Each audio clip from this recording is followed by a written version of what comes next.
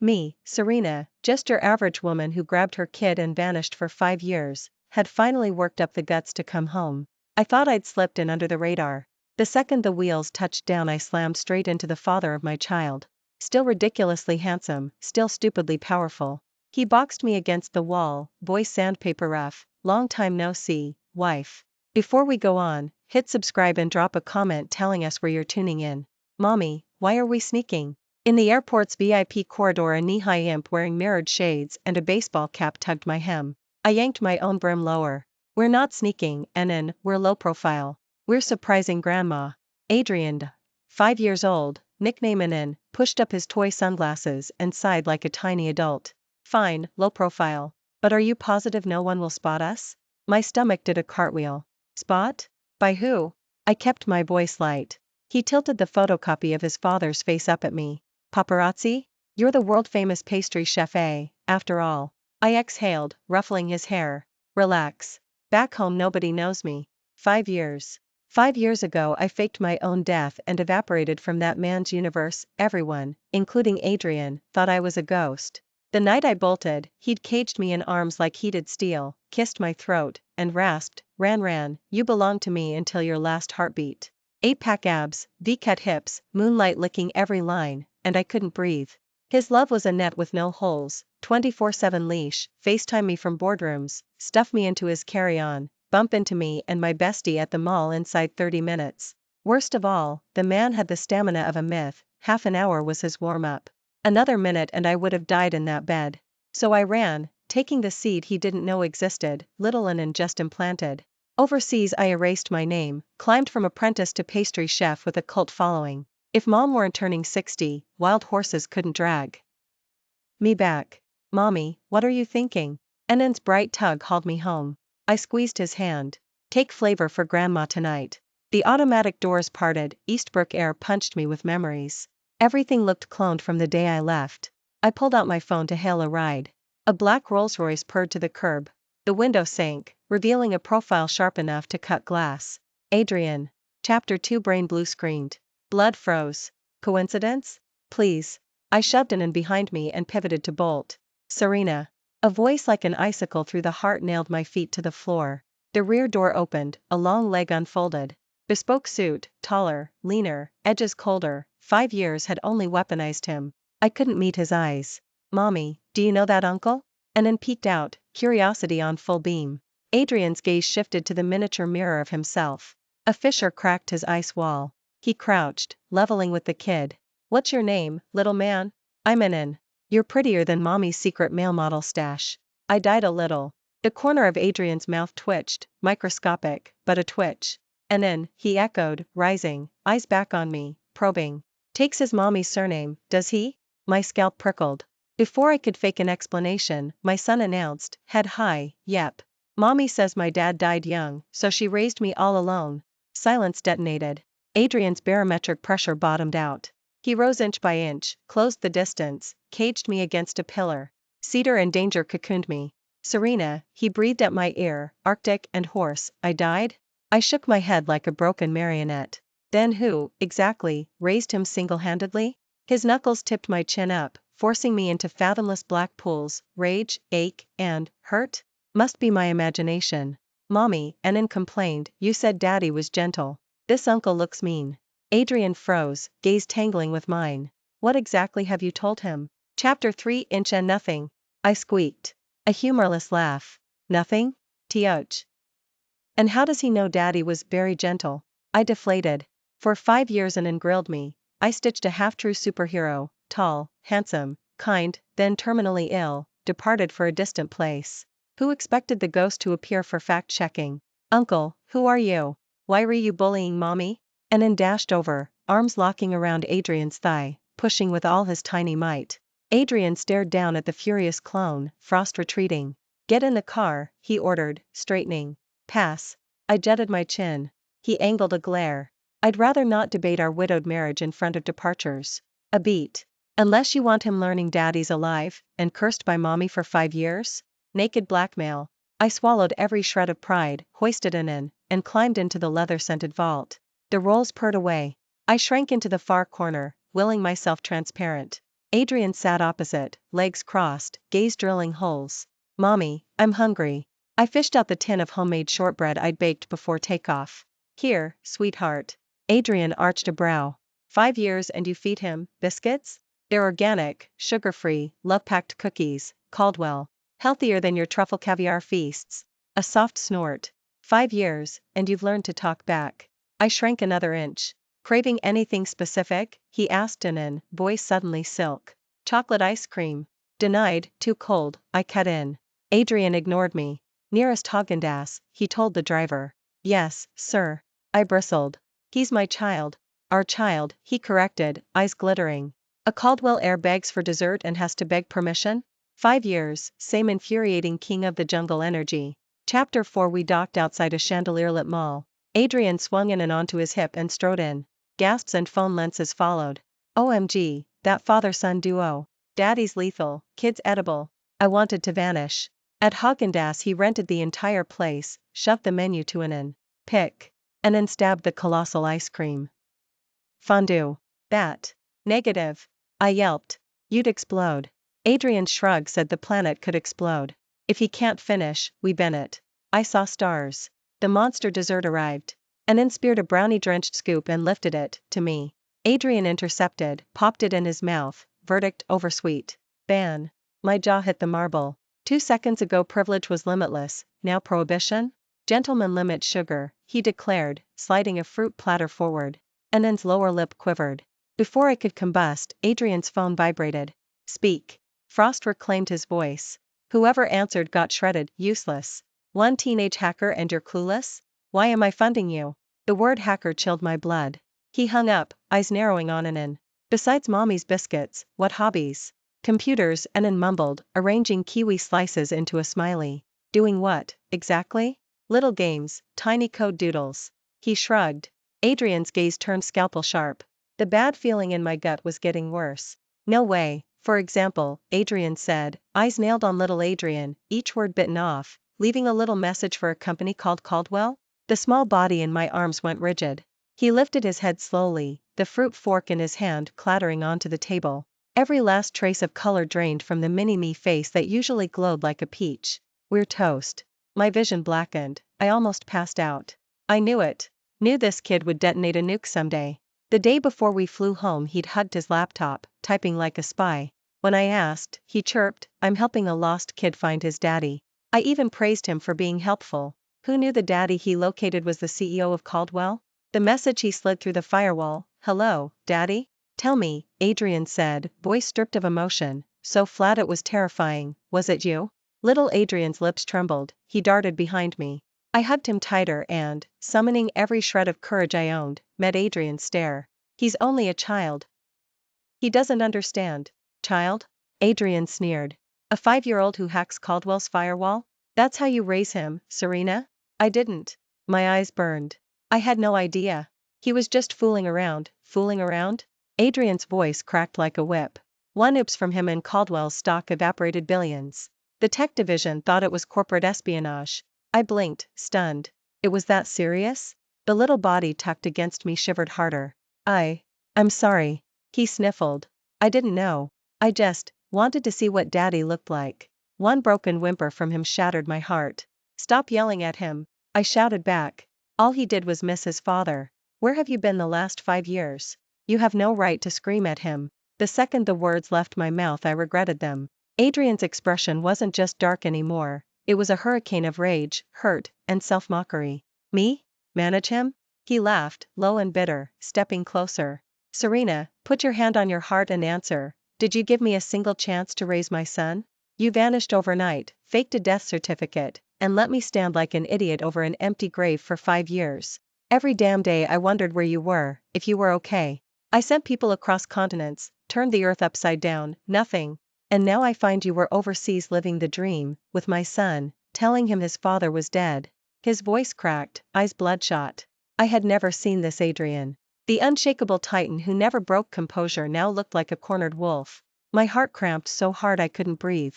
I'm sorry. Little Adrian wriggled free, ran to Adrian, and hugged his leg. Daddy, don't be mad at mommy, okay? Punish me, yell at me, just, don't leave us. Adrian froze. He stared down at the sobbing peanut wrapped around his thigh. Finally, slowly, trembling, he bent and lifted the boy into his arms. No more tears, he rasped, wiping clumsily at the tiny wet cheeks. Daddy, could never Lou. Ave you too. We left the mall and were reinstalled in the waiting Rolls-Royce. The atmosphere inside was even stranger. Little Adrian perched on Adrian's lap, clutching a foot-tall transformer Adrian had just bought him by clearing out the entire toy store. He'd stopped crying and now studied the new toy, sneaking peeks at his father every few seconds.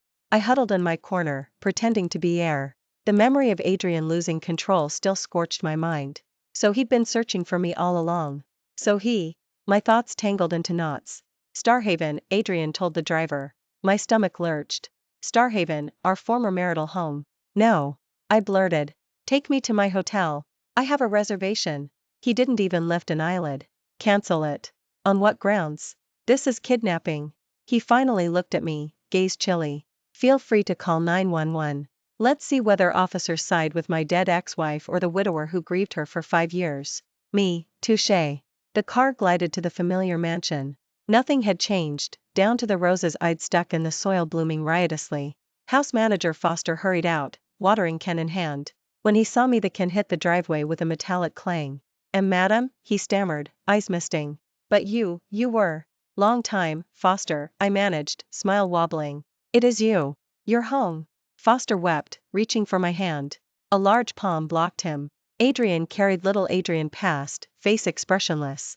Guest room, Foster. Make it ready. Yes, sir.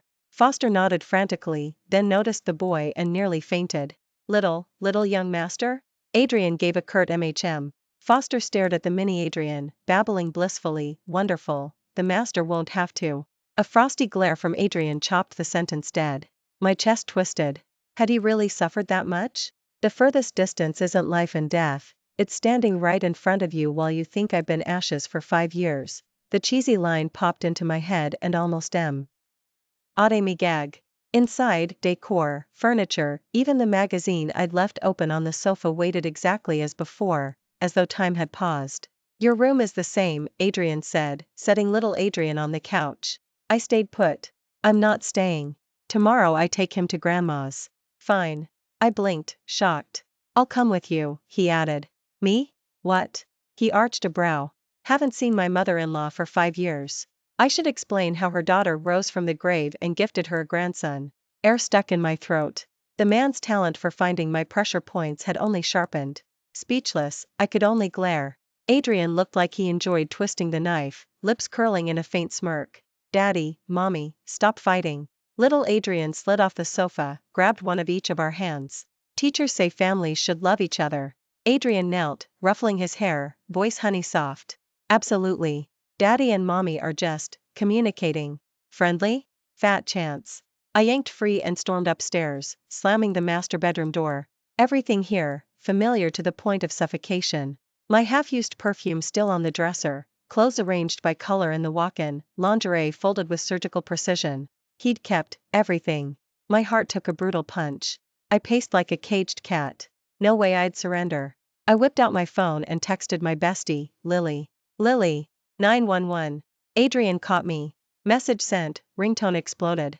I darted into the bathroom, locked the door, answered. Holy crap. Serena. You're alive? Lily shrieked. Didn't you die 5 years ago? Shoo. Keep it down. I hissed. I'm locked in his villa at Starhaven. Get me out. Starhaven? The honeymoon palace? Her focus derailed instantly. OMG, second chance romance, forced proximity, straight outta Kindle Unlimited. Me. Is he still hot? Abs intact? Bedroom power still, Lily. Focus. I massaged my temples. Plan. Now. Right. Okay, option A, seduce him. When he's in the shower, swipe his wallet and passport. Bolt. I gaped. And if he doesn't take the bait? Option B, fake a critical but harmless illness, make him drive you to the ER, sneak out in the chaos. Option C, weaponize the kid. Have him cry for a crowded trip to Disneyland, vanish in the crowd. Listening to this disaster roadmap, I figured I'd rather trust blind luck. Forget it, I'll think of something. I hung up, hopeless. I cracked the door, and almost collided with Adrian, my crumpled jacket in his hand. When had he come in? I'd heard nothing. Who were you talking to? Casual tone, razor-sharp gaze. A friend. He didn't press, simply hung the jacket and said, dinner. Then left. The calmer he acted, the more the air vibrated, like the hush before a hurricane. Dinner was obscene.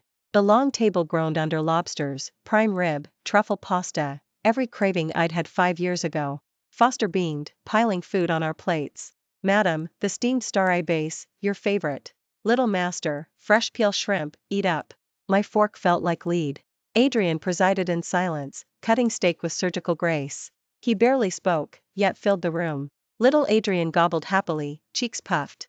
After dessert Foster whisked him off to inspect the new toy mountain. We remained, ice cloud thick.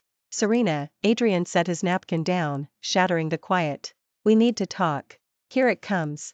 I inhaled. About what? The 5 years. Why run? I looked away. I couldn't breathe anymore, I whispered. Breathe, he pressed. 24-hour surveillance, zero privacy. Adrian, that isn't love, it's ownership. A cage. I was suffocating. He went quiet. A long time passed before he finally spoke, voice raw with barely their rasp. I'm terrified of losing you.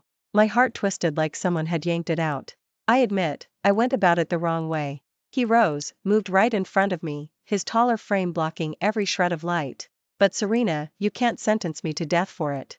He lifted a hand, reached for my cheek, then froze midair and let it fall. Give me one shot, one chance to relearn how to love. I stared back. Raw pain and naked humility stared back at me. This man who once owned the world was bowing. My brittle walls quavered.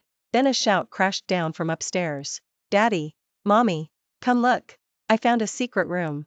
Adrian and I locked eyes, then sprinted up together. And then stood by the study door, pointing at a hidden door behind the bookcase. My old studio. After I ran, I thought he'd seal it or turn it into something cold. Somehow an cracked the keypad, the door stood ajar. I pushed inside. My eyes burned instantly. Everything was exactly as the day I left. The half-finished sunflower painting still on the easel, pigments and brushes lined up, as if I'd only stepped out for water. My old sketches papered the walls. Mostly him. Him in a boardroom, all ice and steel. Him mid-layup on the basketball court. Him asleep, guard finally down. At the very back, an enormous framed photo. From the funeral he staged after my accident. Black suit, holding my portrait, eyes hollowed, soul stripped away. Below it, a dried-out bouquet of white roses. I broke, tears racing down my cheeks. Warm arms looped around me from behind. Adrian rested his chin on my shoulder, voice muffled. I sit here every day, just pretending you're still around. Serena, I missed you until I couldn't breathe. Chapter 9. I sobbed so hard the room blurred. All these years I thought I'd broken free, finally tasted air. Never once imagined I'd shackled him with a life sentence without parole. He didn't speak, just let me saturate his shirt. And then slipped in, took one look at the photo, and went pale. Daddy, what is that? Adrian turned me into his chest before answering. That was Daddy being stupid. He tore the photo off the wall and tossed it into the trash in the corner. Never again, he vowed, eyes fixed on me. I swear on everything, never again. That night I couldn't close my eyes. He didn't push.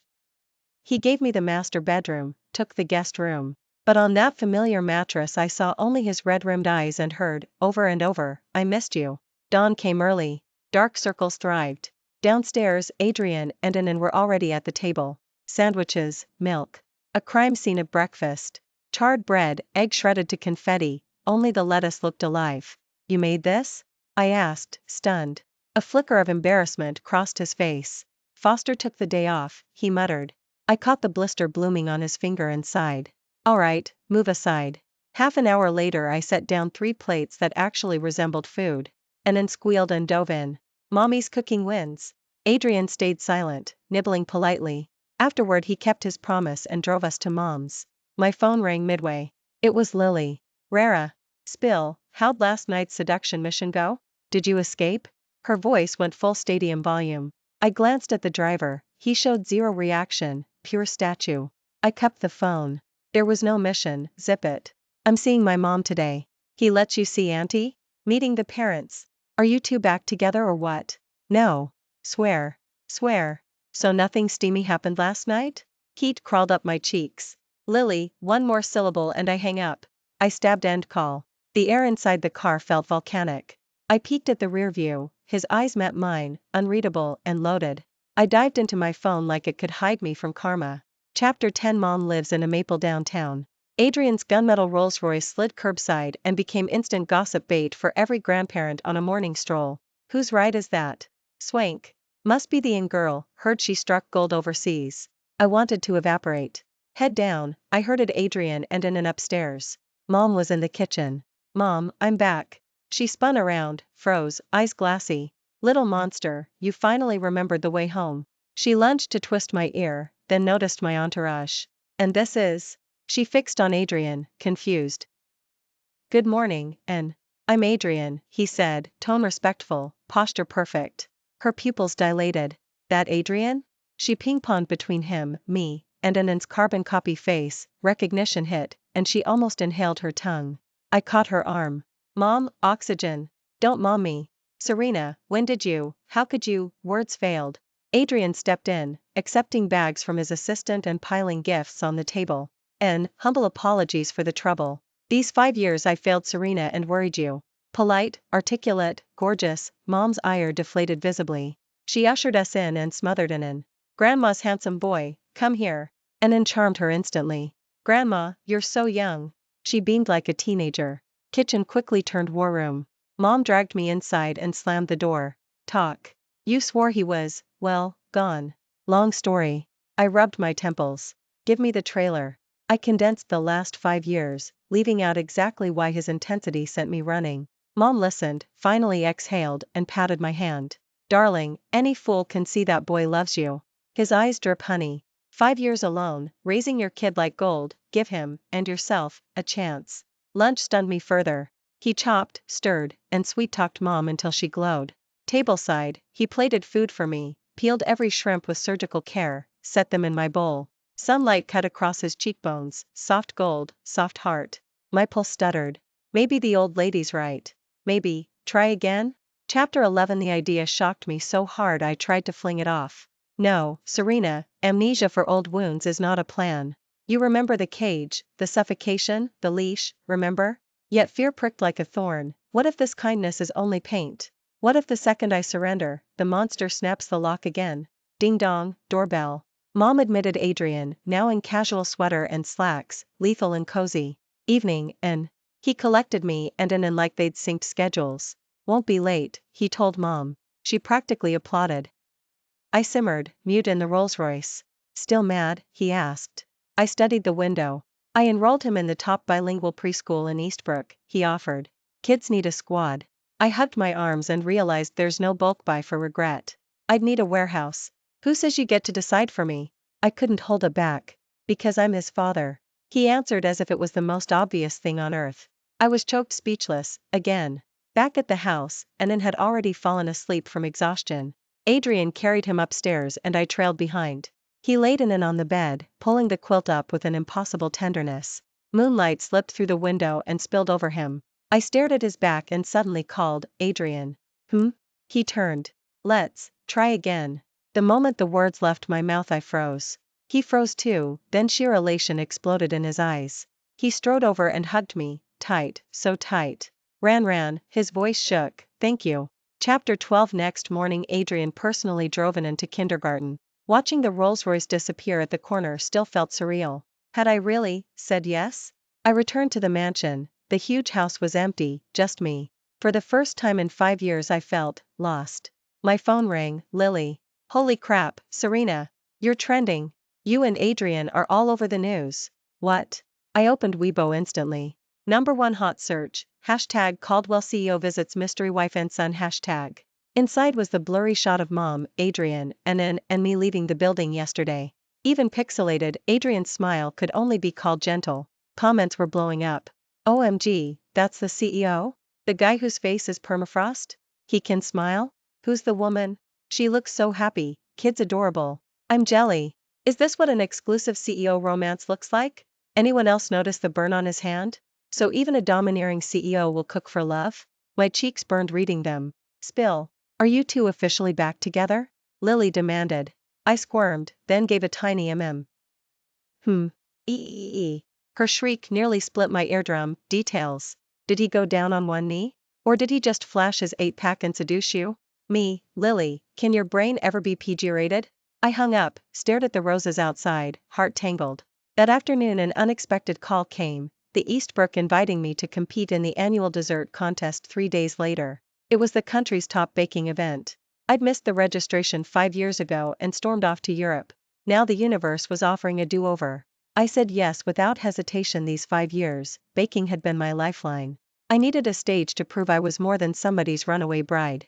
That night when Adrian came home I told him. He only gave a soft "You're not supportive?" I deflated. He set his briefcase down, hooked me into his arms. When did I ever say no? Then why? I was wondering. He kissed my forehead. What title I should cheer under, Family of Contestant A, or Serena's husband? My face ignited. Since when could he flirt like this? Whatever. I pushed him away and sprinted upstairs. His low, satisfied laugh followed me. Chapter 13. Competition day arrived fast. Venue, Eastbrook Expo Center, packed with national pastry elites and food critics. Backstage, palms sweaty, heart racing. Final theme, first love. Cliché, but brutal. Adrian's face popped into my head. Was he my first love? Maybe. Maybe not. We'd skipped every sweet stage and plunged straight into scorching, suffocating intensity. Next, our special judge, Adrian, CEO of Caldwell. The announcement over the speakers nearly made me drop my whipped cream. What? He was a judge, and hadn't breathed a word. On the monitor I watched him stride to the judge's table in a midnight blue suit, tall, aloof, regal. The moment he sat, the energy in the hall shifted, even air felt thinner. Other judges turned cautious in his presence. I inhaled, forced myself steady. Serena, you've got this. Pretend he's wallpaper. Believe in your craft. Can't. Dance presented one by one, heart-shaped mousses, rose-petal tiramisus, edible romance everywhere. My turn. I carried my piece on stage. It was almost plain. Called summer lime. A simple lime pound cake, no frills, dusted with powdered sugar, a few mint leaves for color. Underwhelming, murmurs rippled. That's the overseas sensationa? Too basic. What's that got to do with first love? I ignored them, eyes locking on the judge's table. Adrian was staring, deep, focused. I lifted the mic. My first love wasn't roses or velvet chocolate. It was a summer lime. First sniff, cool, green, a hint of sour only the brave can detect, like the crush you never confess. First bite, dense crumb, buttery promise, the way young love imagines tomorrow. Then lime acid blooms, sharp, demanding, no room to refuse, just like him storming my world. But wait, let it linger, sour fades, sweetness rushes back, his clumsy tenderness, his buried devotion. Silence when I finished. I saw Adrian's eyes redden. He lifted his fork, cut a small slice, ate slowly, deliberately. Fork down, scorecard untouched. Host, flustered, stepped in. Caldwell, your comments? Adrian took the mic, rose. He didn't glance at the host or fellow judges, his gaze crossed the hall and pinned me. My comment, he paused, voice crystal through speakers, is, I want to privatize this lime. Chapter 14. The hall erupted. Reporters snapped like sharks scenting blood, cameras swiveled to us. I stood frozen. What was he doing? Adrian set the mic down, mounted the stage step by step, drew a velvet box from his pocket, dropped to one knee. Inside glittered a diamond like captured starlight. Serena, he looked up, reverent, gentle. 5 years ago I gave you a lavish wedding but never a real proposal. Today, in front of everyone, will you marry me? Let me spend the rest of my life righting my wrongs, let me be your husband, and Ann's father, out in the open. Tears gushed, I couldn't speak. In the front row Mom and Lily CLU chat each other sobbing. Say yes, someone shouted, and soon the whole auditorium chanted. Say yes, say yes, say yes. I stared at the man sparkling in his eyes, sweat on his temples, and nodded. Yes, I croaked. Light ignited in his gaze, he slipped the ring on, stood, pulled me into a crushing hug. Thank you, Ran, he whispered over and over, thank you. In that instant every fear, every doubt, evaporated. I was home. Chapter 15. Our proposal of the century owned every headline for a week. Media spun our tale into every flavor of billionaire romance, and I, once an unknown pastry chef, became the woman every girl in Eastbrook envied. The contest result? Didn't care. I'd won something bigger. We hit city the next day for brand new marriage certificates. Adrian waved that red booklet like a kid on Christmas until I shoved him against the wall outside City and kissed him breathless. Caldwell. He spun us, deepening the kiss. Caldwell, right back at you. Life found its rhythm. Adrian truly changed. No more 24/7 surveillance, plenty of space. He memorized every craving, attempted brown sugar ginger tea during my period, adorably clumsy. He grocery shopped with me, fought for the TV remote, sulked if I glanced at another man. His love turned from cage to harbor. Well, certain departments stayed the same. Or escalated. One post-marriage night I lay limp, finger twitching. Adrian, are you a golden retriever in heat? He nuzzled my back, interlacing our fingers, voice smug, 5-year famine, let me feast. Me. Ran, he squeezed my hand, you're not running again. I rolled, nipped his lip. And I said, am not running. Because I know this man will spend his whole life loving me, guarding me. And I'm happy to be imprisoned in his world. Outside, moonlight flows. And in steady breathing drifts down the hall. Our story goes on, sweet only, no more bitter. Hey, could you rate this tale in the comments? Out of 10, please, means the world to me. Thanks for listening. If you liked the video, smash that like and share with friends. Tell us your thoughts below, and don't forget to subscribe for more stories. See you next time.